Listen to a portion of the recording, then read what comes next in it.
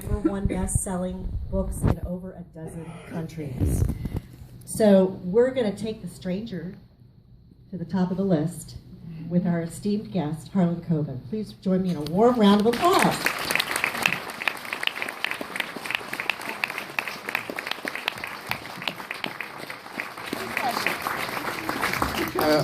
It's the last stop on the tour, so I already lost my, I had sheets of paper in the beginning of the tour and I lost them. So I'm not checking the phone for text messages, just so you know, but I actually still have it on there so I can kind of see if I lose my place, though I never end up following what I'm supposed to say. So, first of all, thank you guys all for coming. It's great to be back here in Vero Beach, as I always like to say when I'm down here. It's great to be back home. I don't know how many of you know this. I was born just north of Vero Beach in Newark, New Jersey. So it's a thrill to be back here amongst my people. Let's be honest, more of you were born in Newark than were born in Vero Beach. That's here. I'm pretty sure about that anyway. So anyway, this is The Stranger, believe it or not, right? I didn't realize this till someone told me, is my 27th novel. Wow. Yeah, I've averaged, thank you. I've averaged one a year, 27 novels. So I started when I was 6. And I started thinking, like, it doesn't, I keep thinking it's going to get easier. I've written 27, I keep thinking it's going to get easier, but it never does. I still have all the same fears and problems and all that insecurity that I still had from the beginning. And I would say there's three things that make a writer. 2 are obvious and 1 is not so obvious. The first that's obvious is inspiration. That is, you have to be inspired to write. Well, duh, let's just move that over to the side. The second is perspiration. That is, you have to do the work of writing. And that means actually writing, okay? Outlining is not writing, creating characters is not writing, thinking of ideas is not writing, doing research is not writing, hanging in Starbucks and having coffee with your friends is not writing, reading is not writing, only writing is writing. Only those moments, that was deep, wow. Only those moments you're sitting in a chair and you're looking at a blank page or a blank screen, those are the only thing that counts as writing and creating words. Everything else is flotsam. Okay, so we have inspiration, we have perspiration, and the third and most important, I think, is desperation. And that is, I'm not fit to do anything else. Like hold a real job. I'm forgetful, I'm a little bit lazy, I get distracted easily. I lost 3 sheets of paper. The only thing I had to keep all week was 3 sheets of paper, and I lost them. And I probably will lose this if I keep picking it up, because I'll hit the wrong button, it'll go somewhere else. I'm not good at anything else. I was in a panel bunch with a bunch of writers, and the question came up, if you weren't a writer, what would you be? And one of my friends said, I swear I want to hit him in the back of the head. He said, a U.S. senator. I'm like, oh, please. I'd be a duvet cover. This is sort of all I have. And that fear that it won't keep going is what and we have this fear all the time, okay? It's nice enough to name a lot of my cute little stats, but every time I'm writing, I'll be writing going like this. I'm like, oh my God, I lost it. I was so good before. What happened? When did I lose it? 5 minutes later. This is sheer genius. Someone's going to read that book and not give this work of Shakespearean proportions, really, a chance. That goes on within 5 minutes of one another. So the book came out on Tuesday. So I usually open up on Today's Show. And I get asked a lot if I get nervous when I'm on Today's Show. I don't. The part I hate the most about it is, if you guys watch these shows, they always do like the teaser. And when I did a teaser, they sit you alone in a room or whatever else. They put this camera in front of you, and there's no one else in the room, and they're like, coming up in our next half hour. And they put the camera, and you feel like the wife of Bozo. You don't know what to do. Like, you put your hands here, do you look away, and you just sort of smile at the camera, like, when the hell is this stupid thing going to be? And it seems to take like an hour, that thing. That's the worst part. The best part is that I get to wear makeup. And I don't want to brag, but I look so good with makeup. I don't know. I sort of glow. I keep it on the rest of the day. I'm like, wow, I look good with makeup, man. I should open up my own little makeup line or something. Look at me. And I started tweeting this one time after I was on the show, and all 4 of my kids started sending me panic texts. Stop tweeting about makeup. In fact, let me see if I can find this. I have to share you. This is why life is better than material. Having 4 kids is really good material, because you can't make a lot of this stuff up. So here's a text. I'm giving you a text. Don't tell my wife and daughter, by the way, about this, okay? For those who know. Okay. I'm going to give you a quick text. This is a real one. A text conversation between my wife and my daughter. It's only wife, daughter, wife, daughter. It's very short. It's only 4 parts. but I think it sums up their entire relationship and most mother-daughter relationships. So this is what I mean. You can find a little thing that makes the whole thing explode and explains everything. So mom, starts with mom. Why are you home? Daughter. Stomach wasn't feeling well. Mom. Oh, mine too. Diarrhea? Daughter. Bye. Okay.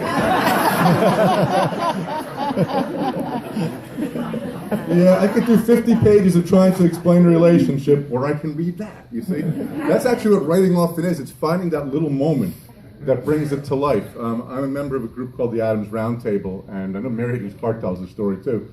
Mary's a member, Lee Child, Nelson DeMille, Susan Isaacs, Lawrence Block, Linda Fairstein, I'm missing a few. Anyway, one time the topic came up of what's the scariest noise in the world? A man screaming, a woman being tortured, a baby crying. And one of the members said, no, the scariest noise is you're all alone in the woods. You know you're alone in this house in the woods. You know you're alone, you're downstairs in this house in the woods, and from upstairs, you hear the toilet flush. Yeah, so that's the moment we're always looking for as a writer, the flush toilet moment, if you will. That little thing like where a little dialogue can kind of bring a whole story to life. I think about things I haven't, because I've been toured for 27 books, well, maybe not 27, but I've been touring a long time, and I was reading this article recently about Ben Kingsley, and this person was really crucifying Ben Kingsley because she asked him how he became an actor, and he told the same story he always tells, like maybe he became an actor a different way just for her. But I was thinking, wow, I tell the same stories too. So I thought I'd find something I do that I haven't really spoken about, and that is sort of how the ritual, the actual writing process, the ritual part of the writing process. And again, I always warn, if you ask writers, 10 writers how they do it, you'll get 11 different answers. I know you've had a lot of great writers here. They probably all told you something different. So some of the rituals is like they'll have an office in the house and they have to face south or whatever else it is. People have their weird little rituals. And my ritual is I don't have a ritual. That's actually my ritual. I kind of do something until it stops working, and then I do something else. It's like I take the horse, and the horse is galloping, and then eventually it dies, and I got to find another horse to start riding again. So I will write any place. I've written on planes, trains, automobiles. I write a lot of coffee shops. I don't write very well in the house. First, for a long time, I had 4 young kids. My kids are getting older, but still, 2 of them are still at the house, and it's hard when you're, and also when you're home, you'll find any excuse not to write. So I'll be sitting down and writing, and I'm like, yeah, let's do this, but first, let's put aluminum siding on the house. Any excuse to avoid writing. So I very rarely write in the house. Lately, because I keep changing up, I have been. 2 books ago, I found a coffee shop located next to a deli in an A&P supermarket. You really can't find a more disgusting place to steadily work. But it was working for me. I was writing well, maybe because I had to hold my nose. I don't know why, or I was rushing to get out of there. But I wrote really well there, so I kept it up. In this book, at the end of it, do you guys have Uber down here? Do you have Uber? You know what Uber is? Everyone knows what Uber is? It's like a taxi sort of service. Yeah. So I was going to New York City one day. I live in New Jersey. I was driving into New York, and I didn't want to park, so I got an Uber car, and I was sitting in the back of the Uber car, and of course my Jewish guilt came over me that I was spending the money on an Uber car. So I said, I better work while I'm in the back seat. So I took out a notebook and my pen, and I started to write, and I started to write really well. So suddenly, every day I'm taking Uber cars to New York City, like no reason other than to write. The whole point is anything that will make you write good, anything that doesn't make you write bad. It doesn't matter if you're tired. Some days I write, and I'm exhausted. And I feel like every word is a case of mental constipation that would kill a horse. It's like a struggle. And some days it seems to flow okay, and I feel pretty good about what I'm writing. And I can't tell you when I look at this book now what I wrote on what days. It doesn't make any difference, because first of all, you're going to rewrite them anyway. But second, you really aren't very good at that. You just have to keep pushing forward. If I stopped every time I said, oh, I'm tired, I want to go to the mall today, I would never write, nor would anybody else. That's why I often say that you have to treat writing like a job. Plumber can't say, you know what, I can't do pipes today. I just can't. I'm blocked. Well, pipes are blocked. You're probably not blocked. So you have to sort of treat it, maybe art form, maybe all that fancy stuff, but you really have to sort of treat it as a job. The idea for this one came to me. I'm going to give a spoiler for those who haven't read page 3 yet, so don't be too upset with me. But it opens up with a man is a father of 2, has 2 teenage boys. He's at his kids' lacrosse team selections. You ever seen that when parents, like coaches, father coaches, select teams? Day of the Locust isn't that ugly, trust me, it's really kind of unattractive. And he's at this thing where he's selecting the teams, and the stranger walks up to him, a guy he's never met, and drops a bomb on him about his whole life. In this case, what it was, and this is a real website, I saw a website, and in real life it's called fakeababy.com, I changed the name, but there's actually 3 of them. And they're sites that help women fake pregnancies. Oh my God. One pretends and this is for real, just Google fake a baby when you get home, you'll see what I mean. One of them pretends that it's a joke site, like, oh, fool your friends and cousin. What kind of cousin do you have? I don't want to know about your family, actually, if you're trying to tell your cousin you're pregnant. But they actually have they sell different size stomachs. They sell fake sonograms. They sell fake pregnancy tests. They sell it all. There's at least 3 of them that I found online. So this guy basically walks up to the stranger, walks up to him and says, you didn't have to stay married to her. A couple of years ago, she wasn't really pregnant. Here's the information. She went to the site, and he walks out the door. That's how the book opens. And the stranger we will see periodically dropping bombshells like this on people while we deal with Adam and Corinne in the aftermath of what he's told. Oh, this one's so good. I can hardly wait for you to get. Just go now. Just go now. And I can't wait for you to read it. I mean, I'm very, very excited about this book. And I'm on book tour this week. And I'm sort of thinking when I'm on book tour, how many of these I've done, how cool it kind of is.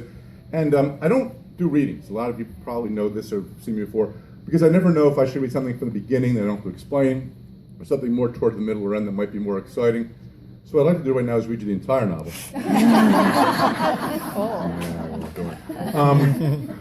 But what I do I'm going to actually read something to you, which I don't often do, but I've been doing it on this tour, and it's okay. So it's not long, it's pretty short. But every year I write an op-ed piece for the New York Times. Sometimes they let me do whatever I want. Sometimes they give me an idea or a prompt. In this case, they called me up right before Thanksgiving, the New York is the op-ed page, and they said, we want you to write about a lonely time during your holiday. First, why that's an opinion, I don't know, but let's just go with that. And I was on deadline to finish this book, so I said no. I went back and I wrote this in about 20 minutes. So I want to read this to you. Some of you maybe already read it in Times, but just be patient then. All right. And I'm trying to read it off my phone, and I keep hitting the wrong button, so if I stop for a minute and go, damn, that's why. Thanksgiving weekend in 1990, I spent 2 hours at the loneliest place in the world for an obscure novelist, the book signing table at a Walden Books in a suburban New Jersey mall. I sat at the table smiling like a game show host. Store patrons scurried past me, doing all they could to avoid eye contact. There goes the first time that I lost the page. Hold on. I kept smiling. I straightened out my pile of free bookmarks for the umpteenth time, though so far none had been taken. I played with my pen. Authors at signing like this get good at playing with their pens. I pushed it to and fro. I curled my upper lip around the pen and made it into a makeshift mustache. I clipped it to my lower lip, pinching said lip in an almost masochistic way, and was able to click the pen open by moving my jaw and pressing it against my nose. You can't teach that skill, by the way. That's practice. At one point, I took out a second pen, I rolled up a little spitball, and then the 2 pens played hockey against each other. The roller ball beat the Sharpie, but it wasn't overtime. During the first hour of my signing, a grand total of 4 people approached me. 2 asked me where the bathroom was. The third explained his conspiracy theory linking the JFK assassination with a decision by General Mills to add Crunch Berries to Captain Crunch breakfast cereal. And the fourth asked me if we had a copy of the new Stephen King. I kept smiling.